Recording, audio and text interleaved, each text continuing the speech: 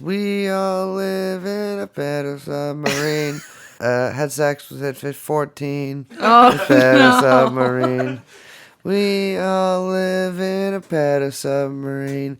Had it specially outfitted to fit Stephen Hawking. You guys like that one? Check that out. Yeah. Oh, you're like a little rapper. I'm a little rapper. That's exactly it. Yeah, I've had Yellow Submarine stuck in my head all day. That really gets in there. Yeah, we got a contract today though. So congratulations, Brace. Yes. Anchor Brewing Company. Well, we haven't voted on it, but the first craft beer contract with a union in the U.S. The company I own, Anchor Brewing Company, has signed it with the ILWU. Are you so stoked? I am extremely stoked. Yeah, I'm getting if we ratify it, I'm getting like a $4 raise. That's awesome.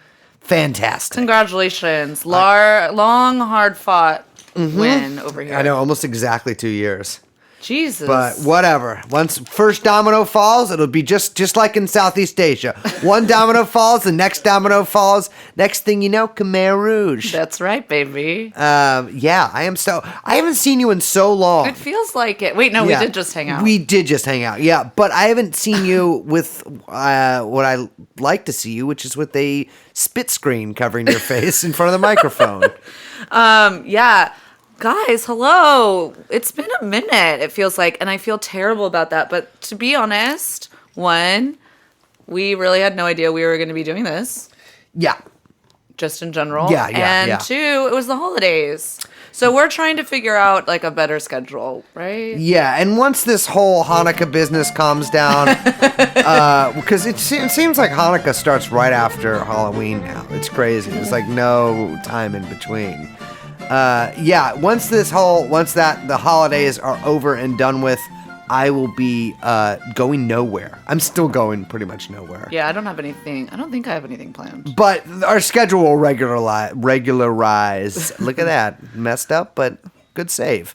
Regularize itself once these wretched months are over. Yeah. So I would straight up love to see Chasen Buttigieg's fucking dick. Yeah, I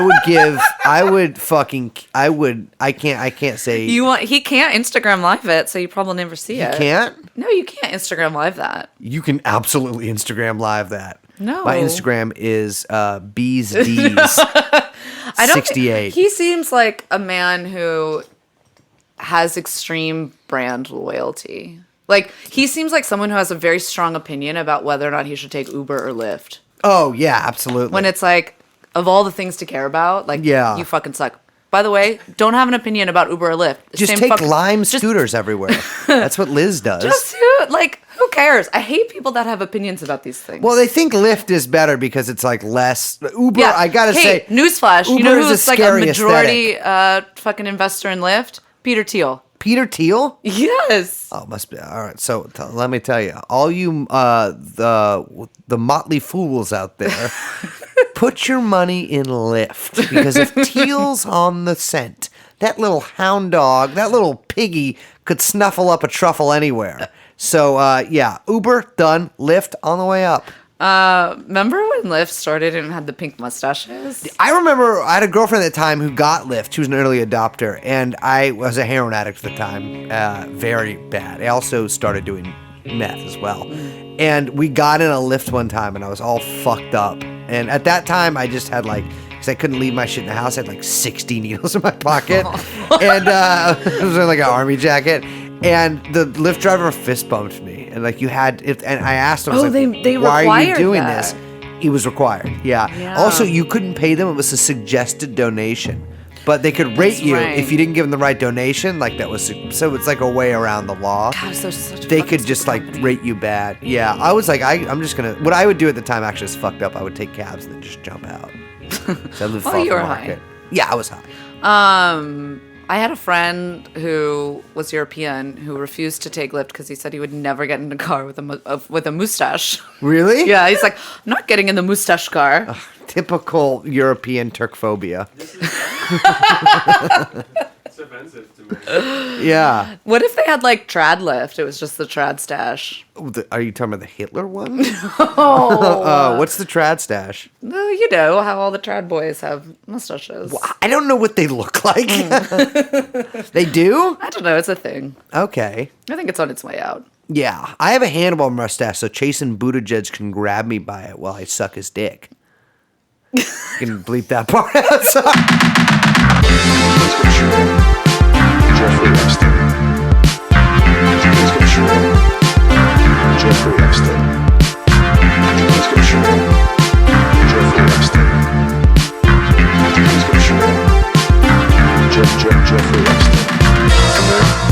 Come here. Jeffrey Epstein.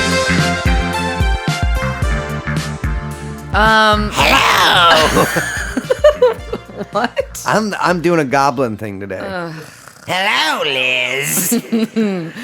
I'm so happy to be back, Brace. I know it is fantastic, fan-flippin-tastic to see you again, Liz. We just did. Oh, hi. Hello. I'm Liz. I'm Brace. We are joined by producer, the youngest Chomsky, young Chomsky, who is, as we've learned recently, friends with Jeffrey Epstein. This Chomsky, however, is not. No. And this is TrueAnon. Welcome. We're back. Here to stay. Feels like we've been out for a minute. Yeah, I've been out in the wilderness. Brace and I did our first Twitch stream, which... because by the way, young Chomsky has been out of town. Boo. Lame. Which is why we haven't been able to record. So sorry, guys. We're not trying. We wanted to record, but we couldn't. But now we're going to record extra special stuff. I gotta say, it does not help that our producer works at McKinsey and is sent to Southeast Asia, and then something called the French Connection, and it's weird. But yeah, it's all a little... we don't know how to record. Yeah, no, absolutely not. So we could barely figure out how to do Twitch. It took me 3 days to figure out how to do the Twitch. But don't worry, we are not classic gamers. We played a game that I downloaded that I believe gave me a virus. Yeah. And It was awful. You had some slurs in it. Did not know those were going to happen. But we are going to play part 2 at some point. So keep your eyes peeled for that. We did get called multiple times. We were called a slur. We were called boomers. Yeah. Which I have to say, I'm not a boomer. Liz is 53 years old, dude. That is straight Gen X territory. I'm not a boomer. You're a boomer, so shut the fuck up. And also, Classic. Sorry, I don't know shit about nerd shit 'cause I'm not a nerd, so shut the fuck up, nerd. Yeah, I'm on your side, fellas. Brace. Not about the boomer stuff, but, gaming, etc. Whatever. I love Yeah, heavy on the etc. Took you 3 days to figure this one out. Did take Genius. me 3 days to figure that out, yeah. All right. Back to the show. What are we talking about today? Oh, we have a lot of stuff to talk about because it's been a minute. Yes. We actually, to be clear, let me set this up. We have a 2-parter episode. Episodes? Yeah. With a Z. With a Z. We are talking about, we're going to talk about this later. We got some other stuff to open up with. But we're going to be talking about one of the finest pieces of shit ever dumped out of the ass of God. Jesus Christ. Ghislaine Maxwell. Yes, the Lady Ghislaine herself. There are some questions a lot of you have about her, and we will answer them. We'll allegedly answer them. I will actually probably ask more questions than we answer, but we have some stuff that has been very underreported or non-reported, and we'd like to tell you about it. Yeah, so we're going to get to that. Really quick, Brace, you just mentioned McKinsey. Have you been reading about the Mayor Pete stuff? Yeah, so I mean, obviously, I'm not joking when I say this, that Pete Buttigieg, I don't know if he's actually literally goes into to Langley and the CIA office and gets his paycheck from them, but he absolutely is a stringer for the fucking agency. So I just want to say I've been saying this for a fucking year. Yeah. And people laugh at me, and still people laugh at me. Keep laughing at her. You know what, though? You're not going to be laughing when he's President Mayor Pete. Yeah. But yeah, the first mayoral president. Yeah, no, he was so... Not our first spook president, He released though. his client list today, and believe me, fellas, I've released a couple of client lists, my gosh. too. And it's never a pretty day when you do that. And he worked for Loblaws. Loblaws. I did not know that was a real thing. Loblaws Logblog in the supermarket chain owned by Bob Loblaw.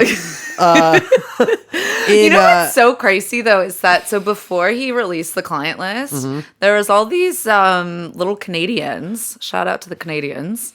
Who were, when they saw that he had been consulting for unnamed grocery, whatever, the little Canadian gumshoes pieced together. They said, oh, McKinsey, which, scum of the earth, consulting firm, they obviously had their hands in bread price fixing. Yes. And they had already put it together. And then his campaign confirmed today that it was indeed Bob Loblaws. Do you know how? So when Loblaws had to settle, basically, they just offered every customer who'd ever bought bread there $25 gift card. Seriously? Yeah. Wait, can you explain what happened? Yeah. So from what I gather from my sort of cursory research of this, because I am because we're not fucking Canadian, and I'm that I don't eat bread. I'm a zoodles kind of guy. Just fucking kidding. Eat a loaf a day. So they were basically adding an extra $1.50 into bread prices, and all sort of breaded products, donuts, muffins, English muffins, breads, etc., and ripping off the consumers that way. Yeah, it was basically what you call price fixing. Yeah, which shouldn't be illegal. Pretty sure it's quasi-legal. Yeah. AKA not really legal. Yeah. Infinite loopholes. That's why you hire a firm like McKinsey to find those loopholes, to then squeeze profits and screw everyday people. Yeah. Here's the thing. I don't care what Pete Buttigieg... Actually, I do care what Pete Buttigieg did at McKinsey because it's funny. Can we just call him Mayor Pete? I just really hate his last name. He should be arrested for being in the Navy. Yeah, there's naval intelligence. Yeah, any part. What's funny is that, okay, so I said something about this on Twitter, though, is that, clearly they're not worried about this part coming out. Yeah.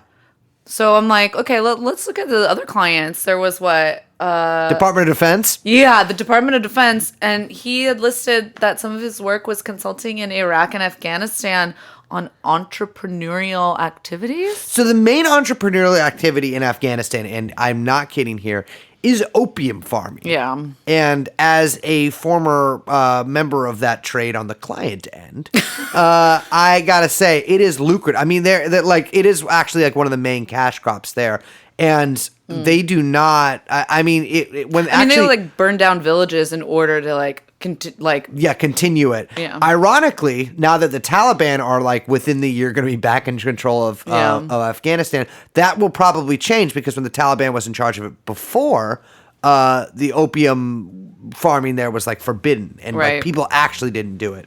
Now, there's the infamous pictures of troops walking through the poppy fields. Oh my God!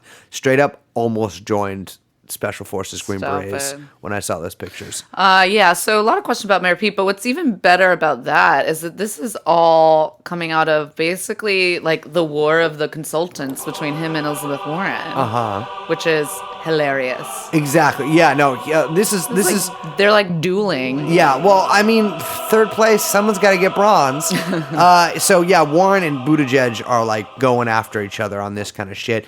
And now Buttigieg is hitting back with, or his team is hitting back with, well, Warren actually hired McKinsey. Yeah. Well, did she? Yeah, when she was at Harvard. Spent $1 million telling them to do a bunch of bullshit. To screw a bunch of people. I don't fucking care. If you go to Harvard, you're as bad as Warren is. Yeah, it's funny because not a lot of attention has been paid to Elizabeth Warren's consulting, and even we were just talking about this before we started recording, that everyone's just oh, she just did bankruptcy law, and they somehow that sounds really just man, it's just boring. It's not a really interesting part of the law, and it has nothing to do with anything. Yeah, it's non-ideological. Yep. Blah blah blah blah blah. And it's let's just pause that for a second because pause. What is the crux of bankruptcy law? It is to protect it's particularly as it was coming into its is being fully realized to the extent of its power in the mid to late 80s during the Reagan administration with like basically a scourge of class action suits. Well, no, it was there to protect massive corporations and their shareholders from losing out on these suits and customer complaints. Yeah. So it's literally her It's a way to get entire out of it. academic career is in protecting corporations from liability. Yeah. And so when you see this list of clients that she's put out, I mean, it's like ghoulish. I mean, Yeah. I knew about it. I don't know how many people knew about her work with Dow Chemical, which is, of course, about... we call them the National Patriotic Bourgeoisie. asbestos cases of silicone implants Whoa. with women hold that up. needed to be... Hold up. yeah. Hell yeah. No. I mean, it's really awful stuff. Like, just to get serious for a minute, Yeah. it's like really awful stuff. And she was consulting these companies on protecting them against these class action suits where women were, Harmed. absolutely. You were talking earlier about an IUD. Oh my God. So that was another thing that came out. I hadn't heard about this. And then I started looking into it. I mean, I hadn't heard about her work with this. But this is with the infamous, at least if you're a woman, but I'm sure a lot of our young male listeners have no fucking clue about this. The Dalkon shield, which was introduced in the late 70s, is this company, A.H. Robbins, I think is the name. I have to look. Robbins, something like that. And the Dalkon shield was an IUD, which is, an intrauterine device, which is a type of birth control. I got one of those. And basically, it was, oh my God, it was so awful. I mean, it was causing, almost immediately upon insertion, causing massive amounts of cases of pelvic inflammatory disorder, Sepsis. death, sterilization, infertility. I mean, it was a fucking health crisis. I mean, it was a massive health crisis just in the United States. And when the company... and it was like, it was only introduced for like 2 or 3 years, I believe, and it was pulled off the shelves, proverbially speaking. And when the company found out that, it was going to lose all this money because it couldn't be in the United States. Yeah. It started as quickly as it could before it had to file for bankruptcy. As quickly as it could, it started shipping this stuff off and setting up these contracts with third world countries. So they sent out, hundreds of thousands of these things, if not millions, to women all throughout Africa, India, the Philippines, Malaysia, Eastern Asia, Australia. And there are, the numbers of women that, died, that were sterilized. They sent these devices not sterilized, they were not clean. So they would just put them in the box and ship them out to Manila. And they instructed doctors to dip them in bleach before inserting them into women. Ooh, what does she work for the fucking Gates Foundation? So yeah, it's a really horrific case, and I'm really confused that we don't really know what her work was with this company. It says that she says that she consulted with a quote international women's group, which was tasked with informing victims outside of the United States of their right to compensation. Now, to me, I'm not a dumb person, and I don't think any of our listeners are dumb people, but that sounds like a whole lot of spin, because I know what quote unquote international women's organizations are like, what NGOs are like, and what nonprofits are like, particularly around birth control and the third world. And I also know how much lawyers love to inform victims of their right to compensation. Yeah. So, I'm a little confused and, not to pull this card, but as a woman, if Miss Elizabeth Warren is going to pull that card, I'm going to pull it back and shove it right in her fucking face. As a woman, why no journalists have any questions for the Warren campaign about her fucking work for some of the worst companies that have done, unspeakable harm, not just to women, but to people throughout the globe. I mean, this is practically femicide. Yeah, literally, it is. yeah. It is. It really is. I really don't understand the kind of like journalistic blackout here. I mean, I do understand it because Well, I'm not no, fucking stupid. the but- focus of the story has been she was only making $60,000 a year Okay, consulting. first of all- women are underpaid. Yeah, I got to give props to the Warren Comms team because Yeah. that's hilarious. Yeah, genius. First of all, okay, no, that was her just from her consulting. She took in $2 million in just consulting, Yeah. right? She had a salary during that time. She doesn't make $60,000 a year, you fucking dorks. She was the third highest paid, I believe, third highest paid professor at fucking Harvard. She has a net worth right now of $12 million. You don't get that, let's say, racking up the dime, counting pennies.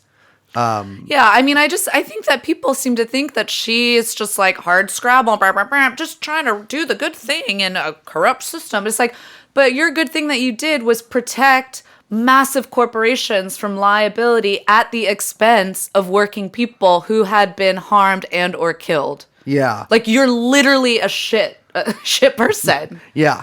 Actually, I'm not going to say that because I don't know what's in her heart and I don't even care. You're a careerist and your entire career speaks for that. It's why you were able to be a Republican, but apolitical, then a Democrat, then God knows what now.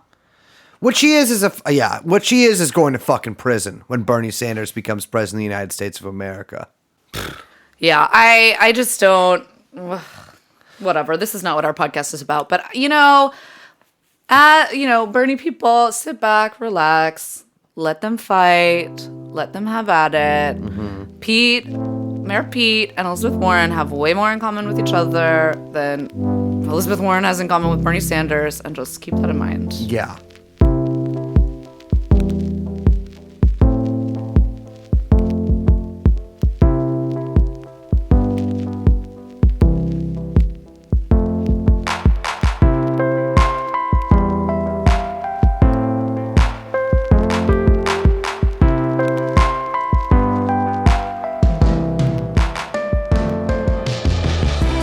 Well, let's talk a little bit about the law, Liz. The law? The Floridian law. Oh, gosh. Yes. Okay, so now we're getting into news. Yeah. Newsflash. I know, that was not good. No, that's the goblins coming back. There we go. It's like... What is that? That's my Danny Trejo impression. Do you know that he has taco places in LA? I do. Okay. They're kind of like a food court situation. Okay. Well, that's a good situation. Okay, so a little bit of news, Brace. Yeah, so we're heading down to Florida, baby. So what is going on down there? So the Palm Beach Post, which is the paper down in Palm Beach, Yeah. had been filing a lawsuit trying to get the grand jury indictment unsealed. Yes. Or the transcripts, I believe, unsealed. So this is from the 2008 case Yeah. in Florida. And so they were trying to get the basically the transcript of the grand jury testimony and Yeah. and I think that was in 2006 that the testimony okay, happened. excuse me. Sorry, guys. That's all right. I mean, the whole case took 2 years, so.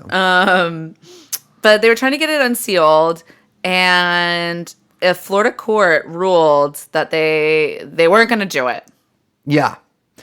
So according to the Palm Beach Post, these documents would reveal why jurors ignored the findings of a damning, can't believe they swear in this thing, Palm Beach police investigation and charged the politically connected financier only with solicitation of prostitution, even though Epstein's accusers were young teens. So they're saying that Floridian law, it's a special kind of law.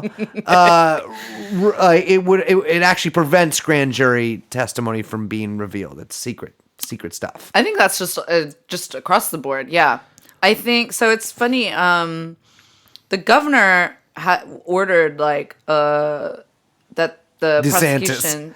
look into this case. Yeah, Ron DeSantis. I'm sure remember? that he has. Yeah, he really gives a fuck. Yeah, I mean, all these people are just saving face. Yeah.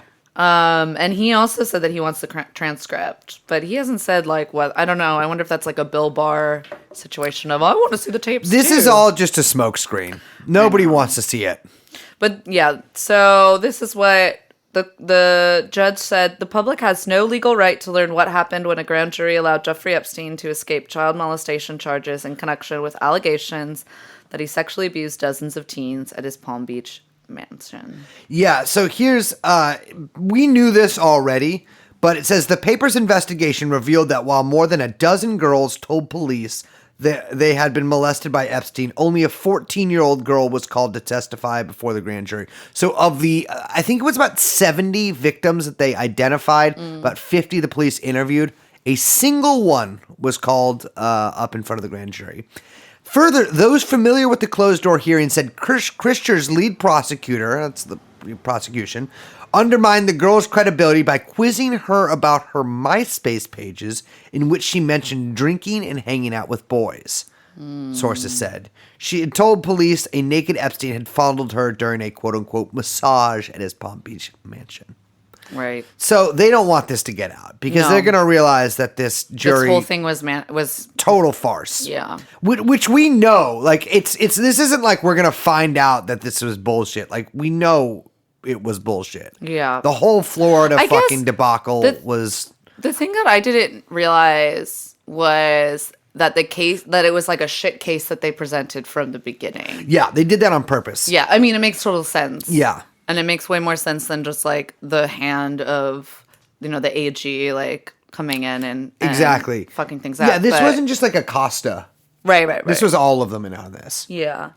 So that's really, that's not good. That's really upsetting to hear. Yeah, there's nothing preventing you, dear listener, from going and getting those papers yourself, except some frail old men who would crumble at your very touch. Well, speaking of frail old men... Don't do this to me. No. There's a new dating app.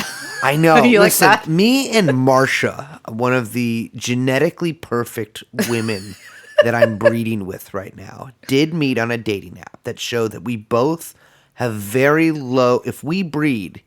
You both have low T. Well, first of all, we'll have a low T child, but that child will not be lactose intolerant.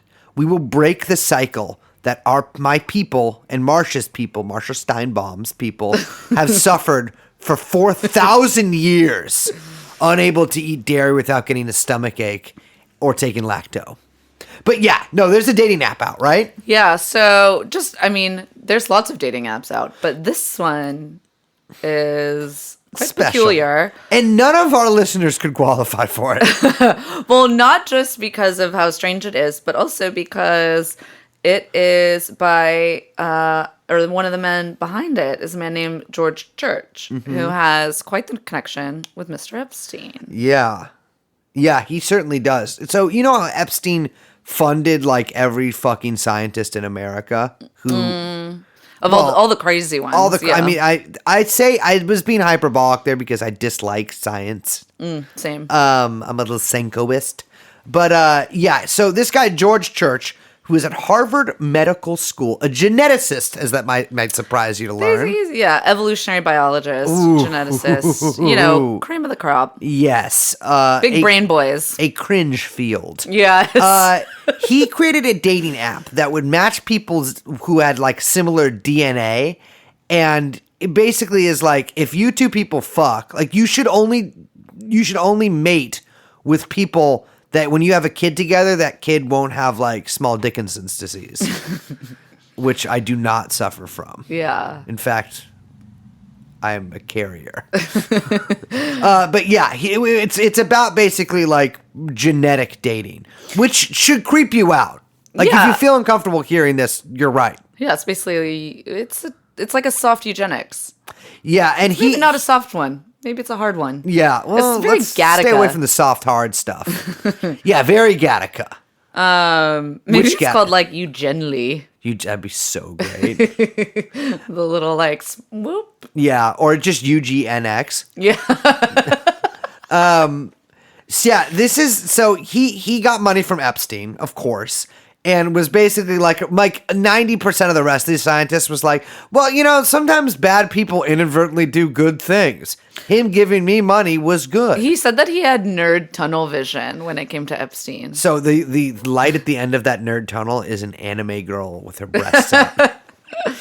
He is super creepy. Okay, so before we get into him, let's talk a little bit about this app. So, it basically, so I don't totally understand it. You would kind of fill out your genetic profile? I believe so. You'd probably send a sample. Oh, of course. I mean, they would have to map your genome. Exactly. And then they basically match you. Yeah. Or no, they don't match you to people because he said that would be too creepy. Yeah. What they do is tell you if the person that you like is a bad genetic match. Oh, okay. Yeah, I could see this going down a weird racial route very Yeah. easily. In fact, any route I see this genetics taking is in a general weird is a one. very problematic field. Here's the thing. If you're really into genetics, you're like halfway to being a Nazi, whether you know it or not. No, seriously. And the dating app thing, I don't like it. Here's the other thing that's not reported any of this because reporters can't say this kind of stuff. But I can tell you with almost 100% alleged certainty that when you send these people your genetic samples, they are taking them and using them for stuff. Like that is For testing and yeah. stuff? Like I'm sorry, these It's also scientists going straight into a cop database. Yeah, that Just too. FYI. But here's the thing: is like these geneticists are not interested in having you mate with somebody. These guys hate sex. Actually, that's not true. They're obsessed with sex. But these guys like hate you having sex. Let me put it that way. What they are interested in is basically taking your genetic material and experimenting on it. So they're not doing this dating app because they want to do a startup or whatever. They're doing it to steal your very essence. So yeah, I mean, that is absolutely true. But yeah, it seems to be, you'd have to be really horny to use this. I'm sorry. This guy is. Yeah, he says, imagine Gattaca meets Romeo and Juliet with gene-crossed lovers who want to be together despite their genetic incompatibility. And then one kills themselves at the end. Yeah, that way you never have to have the heart-rending problem of saying, here are two people who are in love, and they learn they're incompatible, and then they split up. Everybody knows they split up because they're both carriers. That's unnecessary emotional harm and stigmatization. I'm sorry, what? What the fuck is he talking about? Are you talking about being a redhead? The thing is, I mean,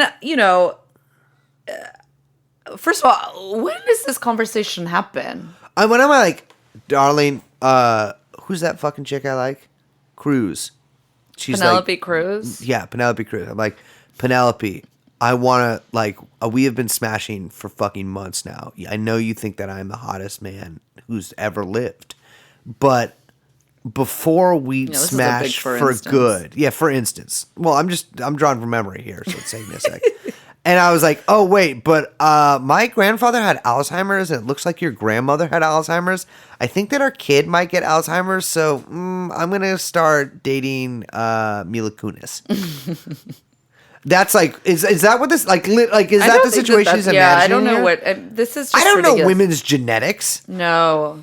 And I don't think you should, this is a very... Don't find it out. Leave a little mystery there. If your partner your kid's going to have fucked up Alzheimer's, fucking let it. I don't know. That's just the way life goes. Do not use this app. Yeah. So this is, George Church is highly involved in all of the life extension research as well. Yeah, he's a transhumanist, right? Yeah, he's a transhumanist. That's one of the, one of the genes they're trying to manipulate is basically aging. That's how they think they can do it. And he said before, it's like, imagine if you look and feel like a 23-year-old, but you have the brain of a 130-year-old. And it's like, well. Damn. So, old?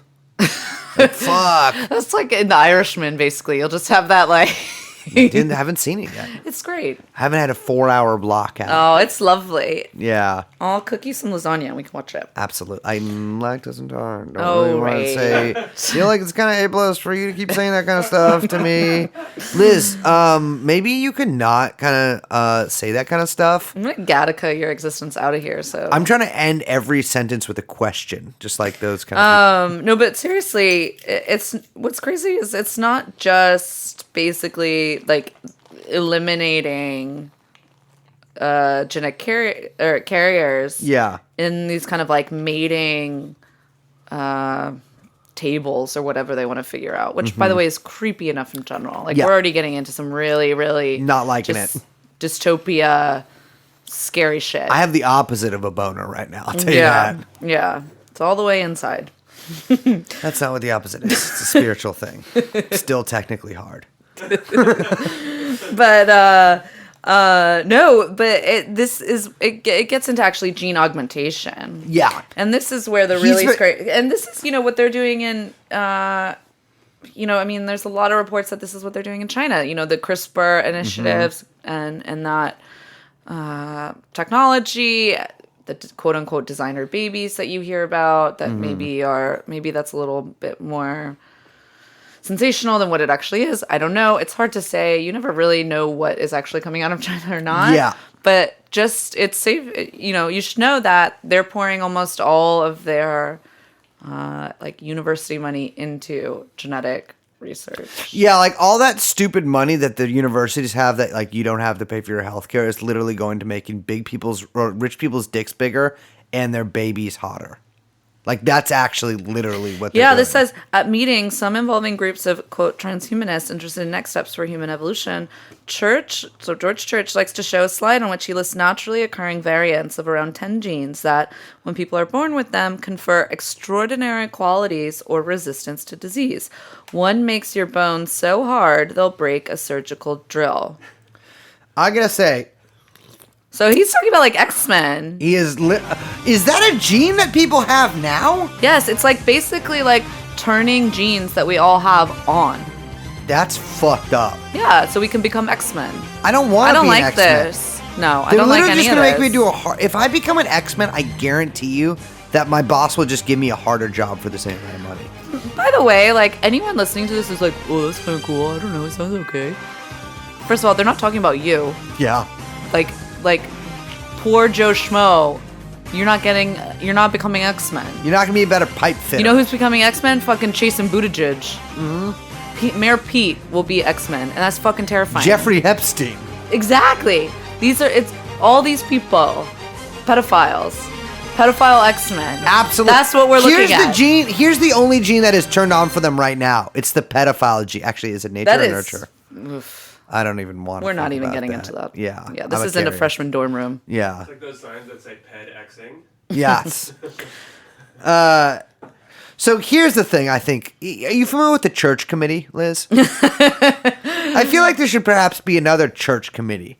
Yeah. Me, the boys, and a high-powered automatic rifle. Yeah, it's Plus Mr. Church that's himself. just a committee straight against a wall. A little troika, perhaps. Yeah, no, I'm sorry. There needs to be a fucking reckoning with these nerds. Lab Nerds assistants of the world. I always say this, but nerds, I don't know why, but they all think they can, we got to take back this great world from the nerds. Oh my God. They run it. They do. They make all the movies. They make all these crazy science experiments. And it's like, bring back bullying. My coworkers and I make like not anymore, but until today, we made $16.50 a fucking hour, and this dude has millions of dollars to literally just make. I'm trying to make a bone that can break a drill. Shut the fuck up. Dude, I'm literally trying to pay rent. Give me the money. Yeah, give me the money. No, don't give Liz the money. She'll just spend it on perfumes. The incense, etc. Women be shopping. Women, oh my God.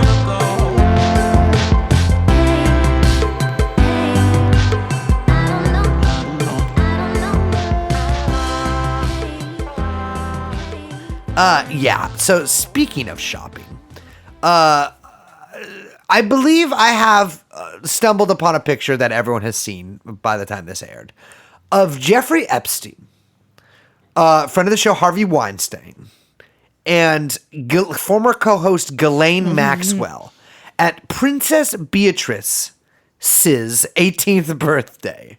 And they are, Liz, can you describe them to me? So they are on some sort of veranda. Yes, that's what I was going to say, veranda. They are on a veranda. Absolutely on a veranda. At a English, I'm assuming English countryside manch. And they are becostumed. Yes. Mr. Harvey Weinstein is in a white tux. Well, black tux, but with, in whites.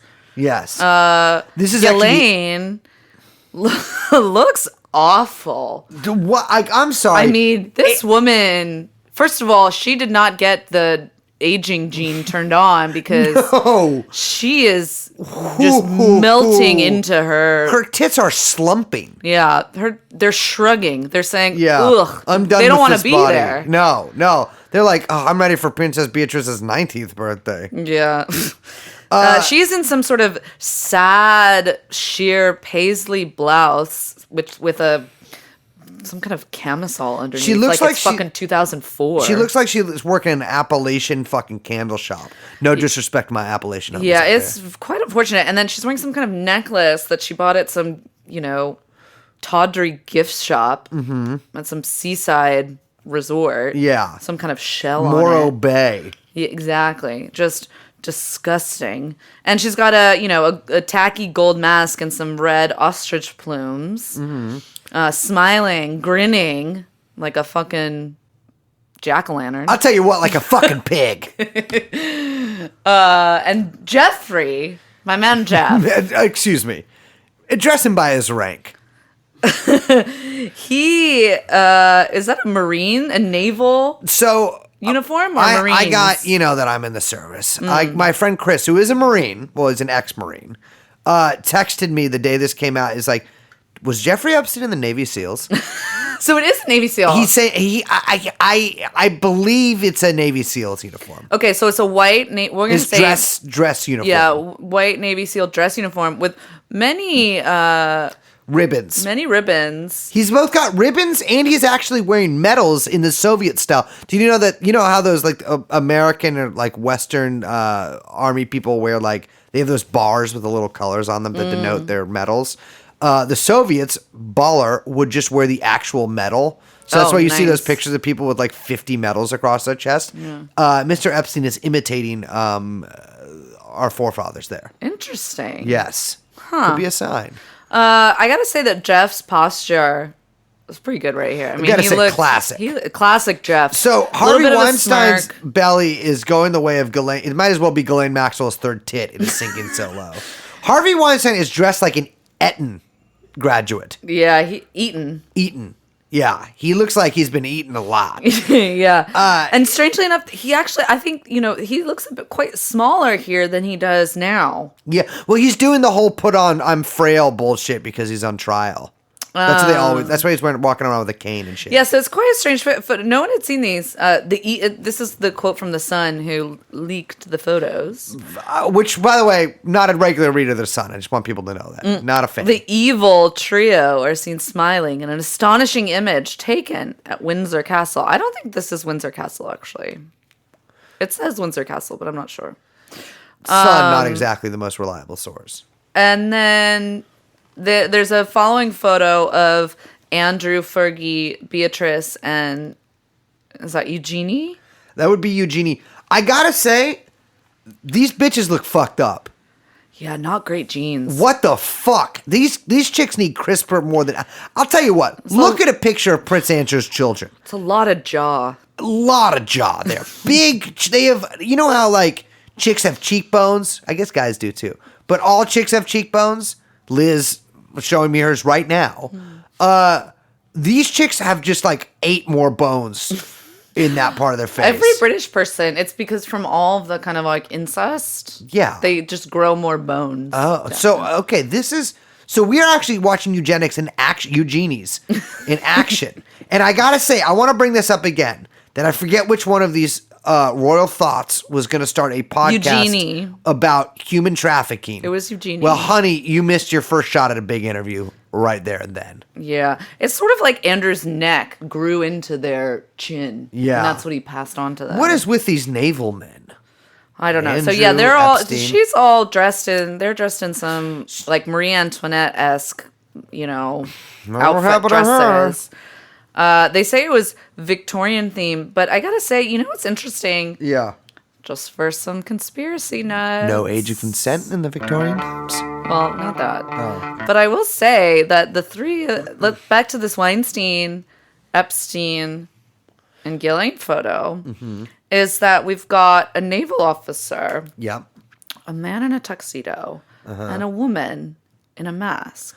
The officer, the gentleman, and the tart. Now, what three characters does that remind you of? Is there a film where those three characters appear? Captain Corelli's mandolin? Perhaps you need to open up your eyes, Brace? Oh, my Lord, Liz. So, my eyes have been wide shut for quite a while because I woke up at 5:30 a.m. to work at the factory today. But so you're saying that Epstein could be possibly alluding to the naval officer that, much like myself, fucks Nicole Kidman in the horrible nightmare fantasy of Tom Cruise and Eyes Wide Shut. That Weinstein himself is either, do you think he's Tom Cruise or do you think he's perhaps one of the other higher ups? And Ghislaine Maxwell is one of the bemasked maidens or men's in that film. I'm not going to allege any of that, but I will say that it is quite peculiar. A little cosmic handshake right there with us. Yeah. So I also have to say that these photos look fucking weird to me. I see. This is where we're about to have a little on-air argues. I just think the lighting Dawson. looks crazy. So what Liz is referring to here is the ostrich feather. It's little not just thing. that; it's the lighting is off. But people always say about photo. Here's the thing: these photos were taken by a professional photographer who, no doubt, who no doubt fucked with like the gamma and shit to make people Sorry, look. fucked with what? The gamma. Okay. You know what I'm talking about. To fuck with all that stuff and like retouch these photos on purpose, not for any nefarious reason, but to make people look less shitty. I mean, the light. So I was a little perturbed by the light above Ghislaine's head myself when this photo first emerged. But that's just because ostrich feathers are doing some weird shit with the sun. Yeah, I think you're probably right. I'm just saying that the first time I saw them, I thought that they looked a little strange. Now, it seems like the second one, the one with Fergie and Andrew, that's clearly there's probably some professional lighting happening there. It's set up. There's a little bit of a set, et cetera, et cetera. It's posed. But the one with Harvey and Jeffrey and Ghislaine feels more like party happening. Yeah. We were just talking. Oops, you caught me. Yeah. Kind of situation. And the lighting looks strange. That's Yeah. all I'm going to say. Well, so here's the only reason I can think of why they would put together a fake photo. Because in the future, they could say that because there's one fake photo, that perhaps those really aren't Prince Andrew's fingers tightly clutching the waist of 17-year-old Virginia Jeffrey. That's what I'm saying. Yeah, that is a distinct possibility. So, I don't know. Let's keep our eyes wide open on these photos. Absolutely. But that's not the only Ghislaine news. Brace. No. So this is the big story. Ghislaine's coming out. I don't have anything clever to say. Uh-oh. I don't like it. The fingers in the photo Okay, were just stop, fake. stop, Okay. stop. So Ghislaine Maxwell's, quote, set to come out of hiding and speak to the FBI about her connection to pedophile Jeffrey Epstein. Yes. Ding, ding, ding, ding. Siren, siren, siren, There has siren. been a rash of articles about Ghislaine's imminent return to public life. Yes. She is said to be ready to speak out and defend herself and Prince Andrew. Yeah, in fact, she was saying that photo, there might be something a little funny about it. That photo, of course, I'm referring to is the photo of Prince Andrew and 17-year-old Virginia Jeffrey, who he had sex with 3 times. So a source told The Sun, Ghislaine is preparing to speak, whether by talking to the FBI or giving a statement to the media. She has to defend herself. She has no option. She will have to address this guilt by association. Now, hey, newsflash, memo to source of The Sun, friend of Ghislaine. I got some media Ghislaine should talk to. Yeah. Talk to us. We'll talk to you. Yeah, Ghislaine. Ghislaine, baby. If you're listening, and I know you are, I will talk to you with such fervor and passion that you will literally never breathe another breath. But yeah, so Ghislaine's people are pretty much like putting forward that she might come out, right? Yeah, that's what it seems like. I can only hope and pray that she does a kind of 60-minute style God, Andrew interview. please. But she seems, unfortunately, she's much more calculating and clever and She knows what she's charming doing. Absolutely. than, sweaty Prince Andrew. So I don't think that if she were to do any kind of sit down or any kind of actual media appearance, that we would get any kind of uncharacteristic flubs or mistakes out of Miss Ghislaine Maxwell. No, absolutely. And this thing will be entirely managed. Yeah. So it's pretty crazy. It also seems to be the case, or as the tabloids are saying, that Ghislaine and Andrew have been in constant contact, which, as we've mentioned on the pod before, we have also heard from our own sources, Yeah. my sauces, that Ghislaine has been in contact with the authorities. I mean, that is pretty much like universally said, I think, at this point, that like Ghislaine is definitely in contact with the FBI, at least. And that they know where she is at all times. Yes. So that brings us to the topic at hand. And we have to apologize because we've gone a bit long when we were ranting about all these other things that we wanted to talk about. But we are talking about Miss Ghislaine Maxwell. And all of this is begging question, Brace. Yeah. Who is Ghislaine Maxwell? So funny you asked. Ghislaine Noel Marion Maxwell.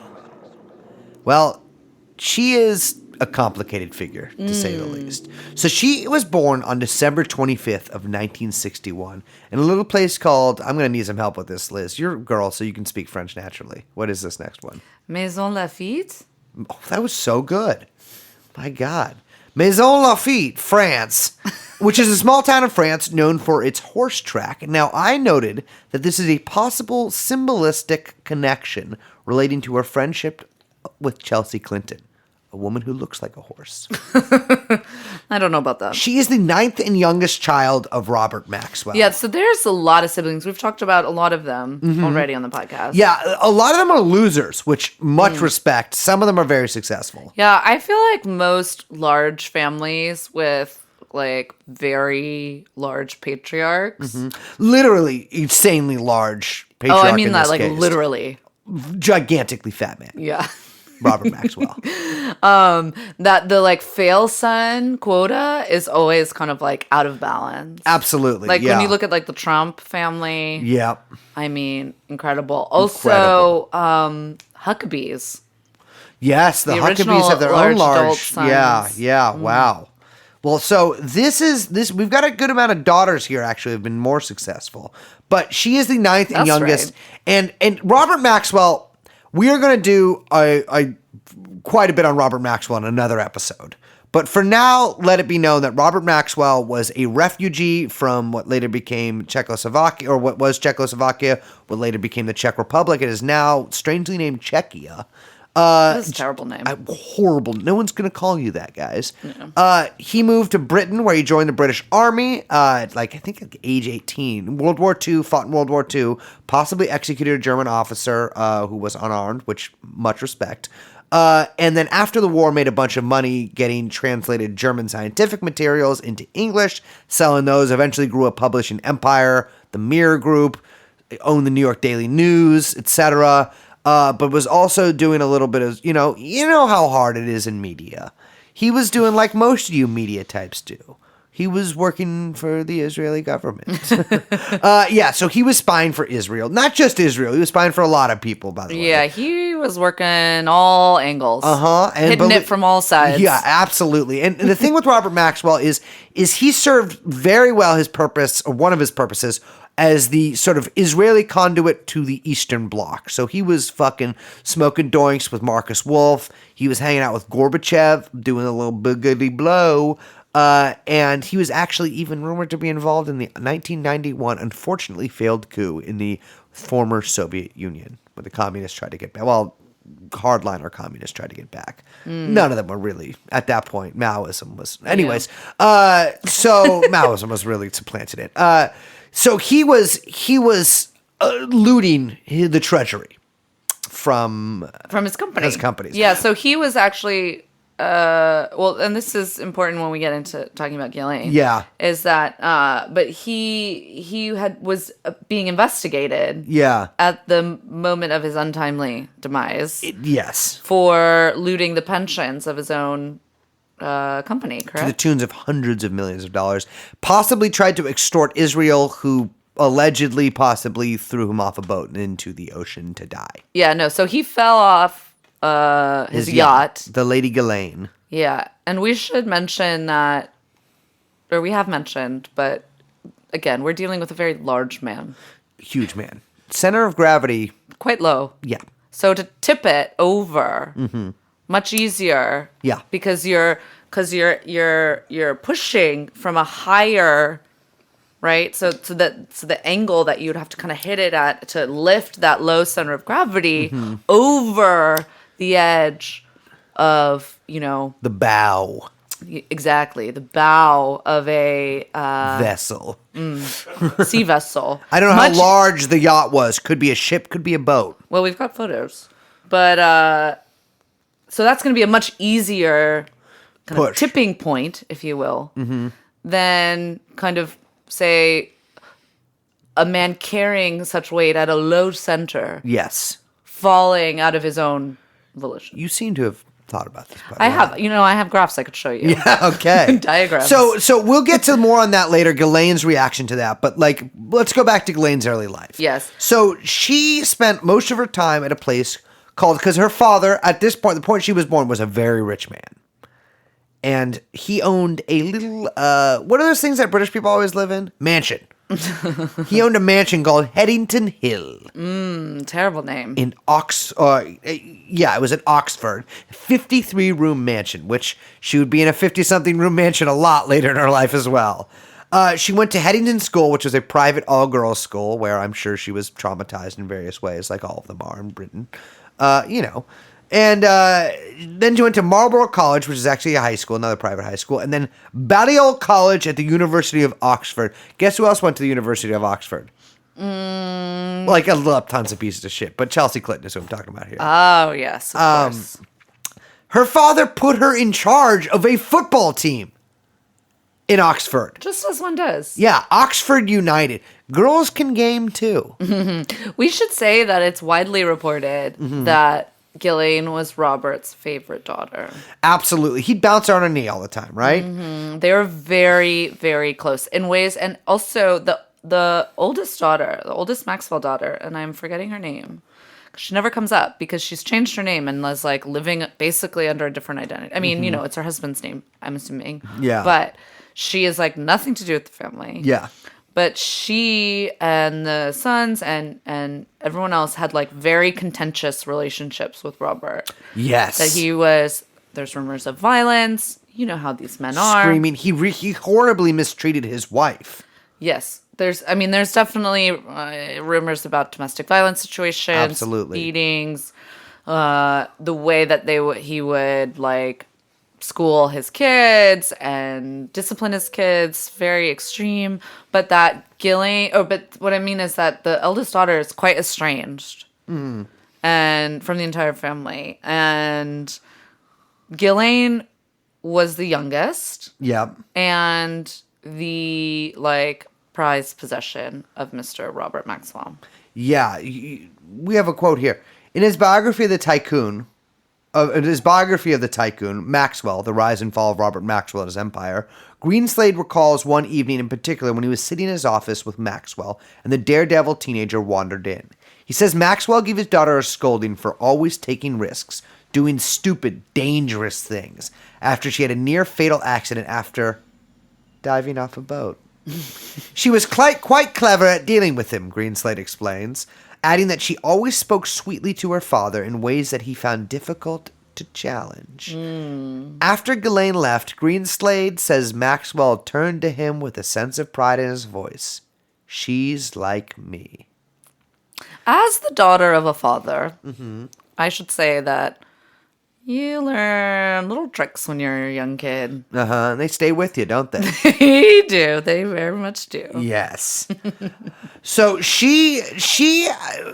should be clear here. Ghislaine has pretty much done nothing on her own of any note that involved business. Like, she never became her own tycoon. No, she's just a socialite, like nobody. But her dad set her up with some companies.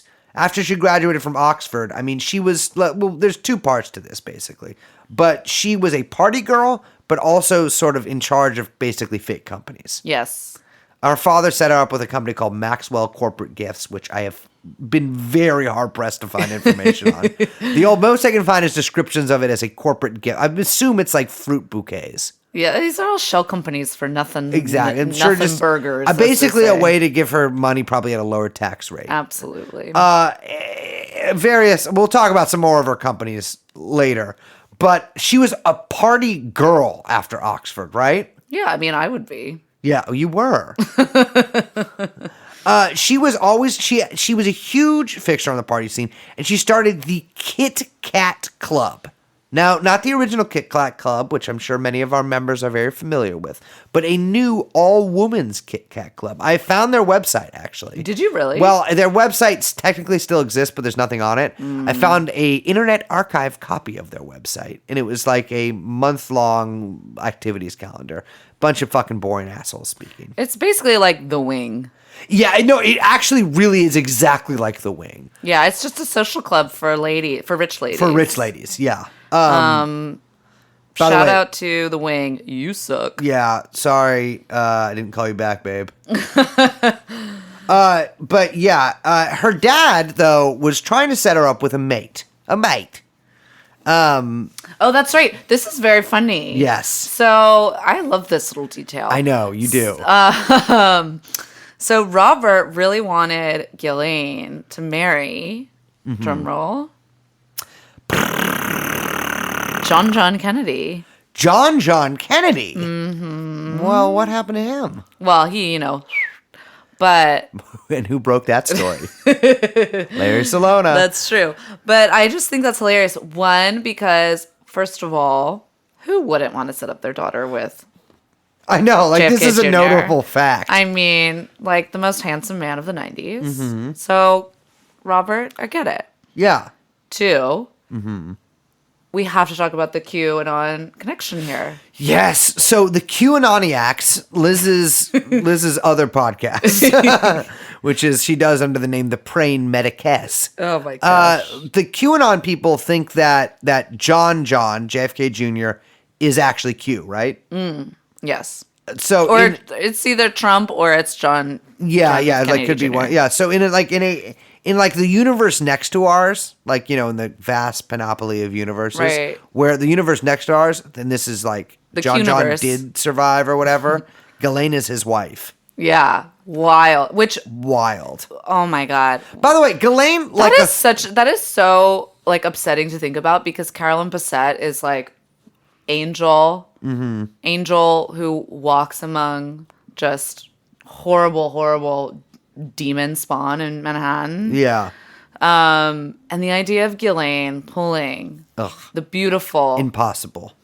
John into this terrible world of espionage. No, I can't keep a straight face when I talk about a Kennedy. Well, not being in a world of espionage and mob activity. yes. Well, here's the thing, is that Ghislaine is an aggressive 3. What do you mean? Like, she's an aggressively a 3. Oh, like 1 to 10? Yeah, like hard. You know, okay, so I Uncompromising definitely 3. think that, except she looked good in like the late, Drawing some breath in here. in the like mid 90s. I got to do the Wim Hof breathing when to get through this. when she's got long hair in that photo Yeah. with Robert, with You can her just see hair less like of her. big. Yeah. She looks good. She's got a young face. She looks nice. She grew old quick. Well, she didn't have enough adrenochrome, apparently. Yeah, I know. You gotta get that JP Morgan shit's gotta get unimpounded. Yeah, so she I will say though, for being like a party girl loser freak, she did learn how to do a lot. I mean, she became a helicopter pilot. She learned how to pilot Okay, a wait. fucking... We need to Yeah. pause on this for a second. Okay. She's a helicopter pilot. Yes.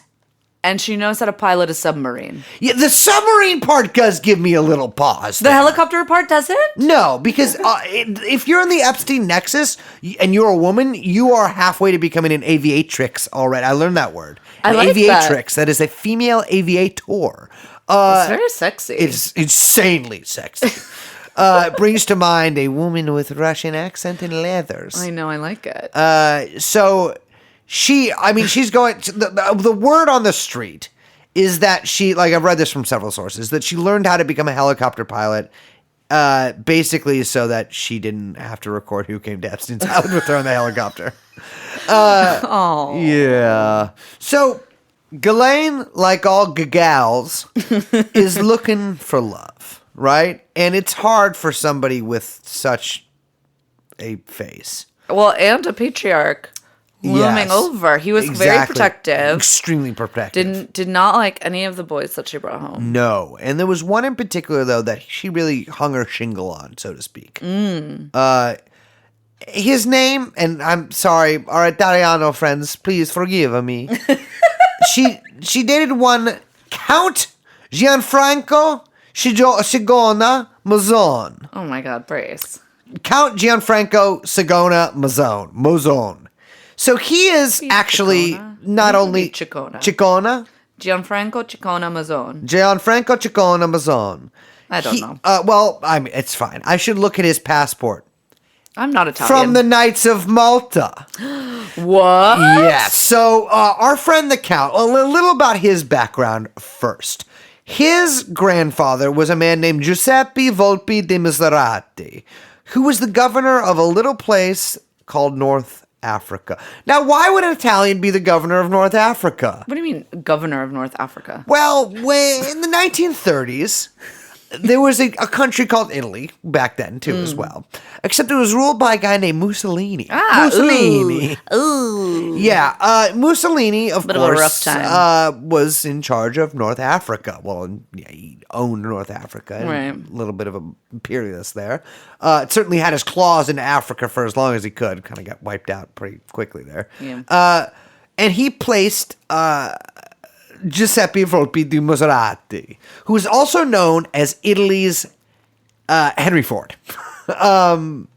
His father was of the opinion that Italy should not just stop at invading Albania when they invaded little teeny Albania and kicked out King Zog and paved the way for our good friend Enver Hoxha in the future. So actually, maybe thank you. But in fact, marched towards Anatolia. And Anatolia, my good friends, means Turkey. He was the head of Italy's largest business group at the time, which was in 1938. So this guy is an inveterate imperialist, a close collaborator to the Mussolini government, and, of course, an capitalist. His grandson, though, is sweet little Gianfranco Ciccona Mazzone. He is a very different man. He is not part of any weird organization like the fascists. He's part of the Knights of Malta. So can we pill our listeners a little bit on the Knights of Malta? So we could pill our listeners for several hours on the Knights of Malta. So the Knights of Malta are a sovereign knight order of knights on the island of Malta. It is not, by the way, the Maltese government. It is like, think of it like the Vatican, except it doesn't have its own state. Okay. They're based off of Malta when the Knights went there way back when. Now there are a lot of conspiracy theories, which of course we here never believe, involving them. But one thing is absolutely a fact: they have their own passports. And these passports aren't like decorative passports, like the passports you can buy for Sealand or anything like that. These passports work in 108 countries. What? Yes. That's pretty weird, right? Mm-hmm. That this just random group of people in the fucking post-Westphalian order have passports Yeah, that they I can don't... use like they're citizens of a regular country for a Interesting. country that literally doesn't exist. Mm-hmm. Not only do they have passports, but they have ambassadors. And the ambassador to Kenya for the Knights of Malta was one Count Ghisalaine Maxwell. Really? Indeed, he was. Ghislaine's boyfriend. Ghislaine's boyfriend. For a long time now, For by a the long way. time, Long yeah. time boyfriend. Long time boyfriend. Her like main love of her life before Jeffrey Epstein. Another little thing about him. This is after, to be fair, this is after he and Ghislaine broke up. But now, are you familiar with the proud country of Equatorial Guinea? Not as much as I'd like to be. So, there was, in 2004, it's a small country in Western Africa. It's next to Cameroon, I believe. It's not in the news much. It was owned by the Portuguese. There was a colonial movement there. The communists got wiped out, and sort of this like right-wing general has been basically ruling it ever since. Well, it was another coup, whatever. Anyways, it's run by a general, right? Mm. And in 2004, a man named Simon Mann, which I know that is a confusing sentence, a fella, let me just say. Actually, let me say this. A mercenary piece of shit named Simon Mann. Great name, though. And 64 other mercenaries. In fact, South African... Whoa, I even did in the accent. You did! South African mercenaries from notorious, and I mean notorious, South African apartheid era death squads. Yeah. Were caught in Zimbabwe with cargo planes, 740,000 rounds of ammunition, 20 machine guns, like 70 AK-47s, a bunch of grenades, RPGs, and they were headed to Equatorial Guinea. Now, it turns out that they were going to overthrow the government of Equatorial Guinea and put in an opposition figure who was, let's say, very friendly to certain businessmen.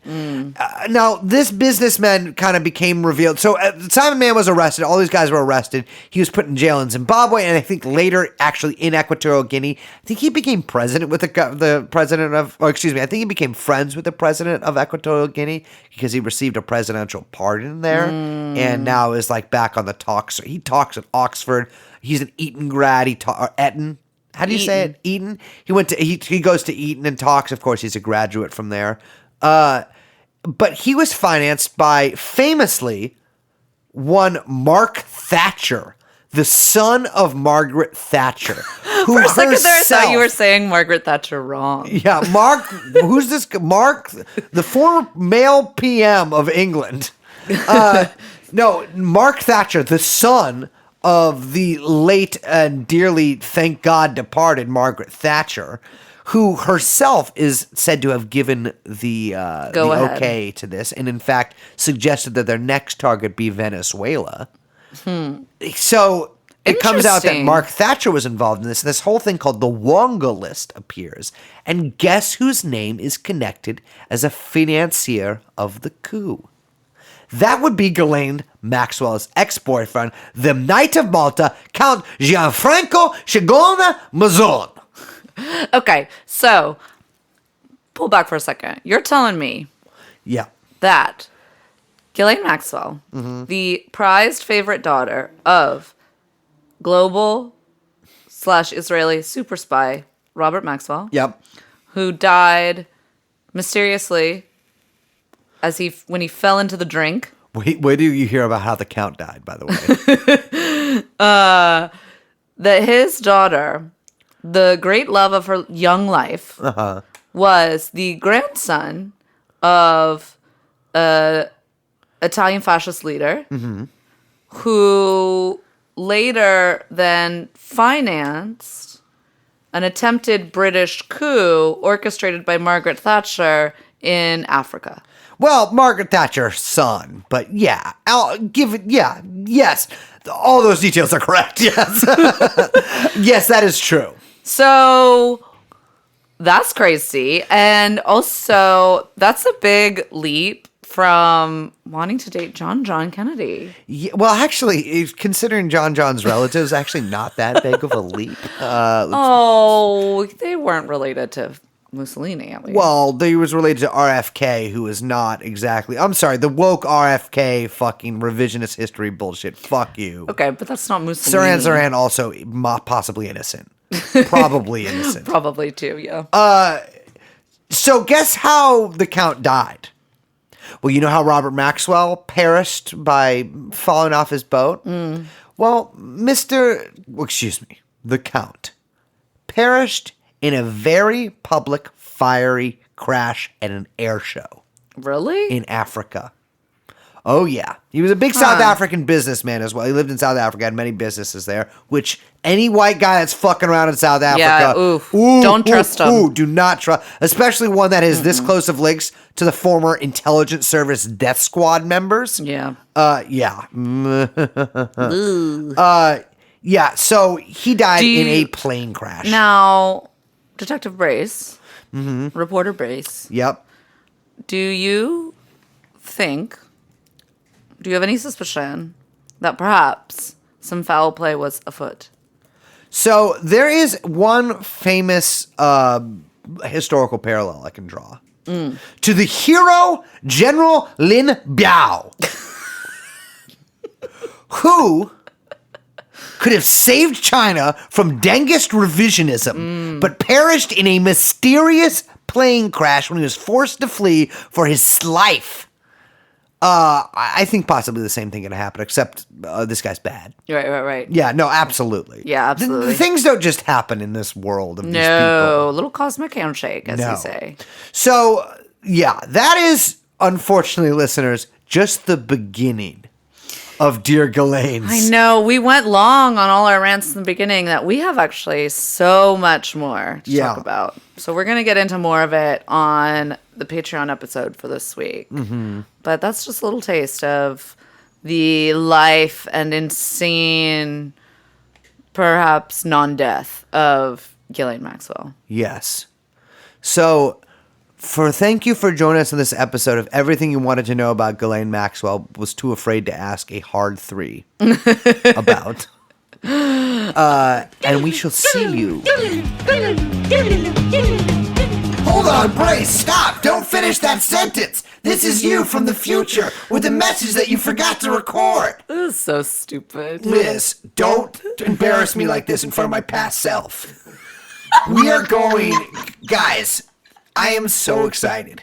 We are going to Zebulon. And you think I'm kidding because I'm from the future and that's what everything's called there, but it's true. Liz, what are we doing? People like your voice more than like mine. Tell the people. So we're so excited to announce we have not one but 2 live shows coming up. January 25th and 26th in the Belly of the Beast, Los Angeles, California. Yes. Hollyweird, my former home. Yep. It'll be a real homecoming. We're so excited. 2 shows, Saturday, Sunday, 25th, 26th at Zebulon, which is in Silver Lake in California, in Los Angeles, California. And it's going to be TrueAnon Live, an investigation into the death of Jeffrey Epstein. And let me be clear, this is not a live podcast where we're going to be 4 chums sitting on stools talking about anything. I don't know. I don't listen to podcasts. I only watch documentaries. But this is a live investigation with live ammo. Like we are, I shouldn't say that, but whatever. I play off as a joke. We are doing something. We're literally going to solve the case for you. And because we're going to LA, we have the red dot sighted on our enemies in Hollywood. Yeah, we're Liz, gonna be. you've got some scores to settle, right? Yes, yes. We're gonna be coming for all you sickos and all your sicko bosses. I'm also going to have sex with Perez Hilton. What year is it, Bryce? Was that the woman, right? Oh my. That's Paris Hilton. I'm going to have sex with Paris Hilton. No, you can't take it back. You can't take it back. It's the I'll first have one. sex with both of them. I don't care. I got to make it in the big city. Okay, let's go back to the past or the future, whatever Okay, this bit is. Goodbye. I'm going, by the way, Boris Johnson won. Thank you for joining on this episode of everything you wanted to know about Ghislaine Maxwell, but we're too afraid to ask her because she's fucking ugly as shit and also a pedophile. This has been myself, the Count Giuseppe Volcini Pedophilia. Brace Belden, Brace Beldinski. I'm joined by Mistress. I'm Liz. And we are here once again. Well, I'm got the You accent's got getting a little weird. French. No, it wasn't French, but we'll just ignore that. Oh, we are here with my good friend Young Chomsky. No, I can't do that. We are here with our producer Young Chomsky. Yeah, we're gonna keep going. So we'll see you next time. Bye bye. Ciao. That's what you want.